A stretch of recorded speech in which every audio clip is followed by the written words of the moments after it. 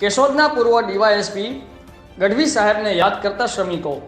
કેશોદના Mangrol road પર નવી આધુનિક સુવિધાઓવાળી ડીવાયએસપી કચેરી બનાવવામાં આવ્યા બાદ ફરજ બજાવતા ડીવાયએસપી જે.બી. ગઢવી દ્વારા કાર્યરત કરવામાં આવી હતી।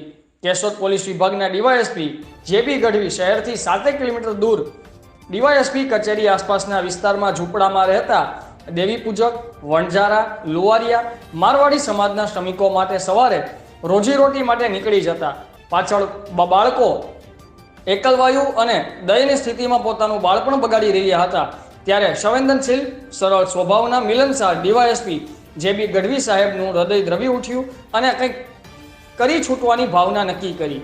કેશોદ ડીવાયએસપી ઓફિસ આસપાસના બાળકોને બોલાવી નાસ્તો આપવાની સાથે સાથે વિશ્વાસ કેળવી તમામ શ્રમિકો ભિક્ષુકોના બાળકોને શિસ્તની સાથે સંસ્કારનું સિંચન કરી સુદૃઢ સમાજની રચના કરવી।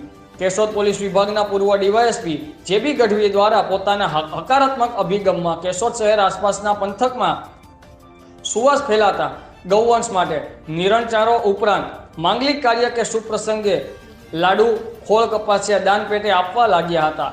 શ્રમિકો ભિક્ષુકોના બાળકો માટે રમકડા, બૂટ ચંપલ, નાની સાયકલો, રમવા માટે હિંચકા, લપસણી જેવા સાધનો દાતાઓના સહયોગથી ઉપલબ્ધ કરાવેલા હતા।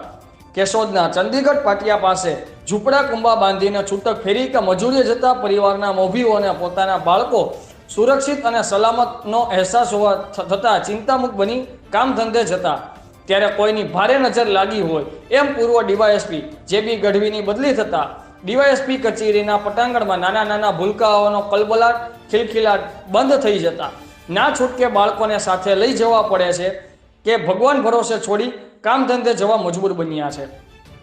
કેશોદના ડીવાયએસપી કચેરીમાં માંગરોળ રોડ પર બનતા પીવાના પાણીની વ્યવસ્થા કરવામાં આવતા આ વિસ્તારના શ્રમિકો છેક ગૌશાળા પીવાનું પાણી ભરવા જવું પડતું હતું, જે આવશ્યક જરૂરિયાત પૂરી થતાં ખુશી વ્યાપી ગઈ હતી। કેમેરામેન રાવલિયા મધુ સાથે રિપોર્ટર જગદીશભાઈ યાદવ, આઝાદ મીડિયા લાઈવ, કેશોદ।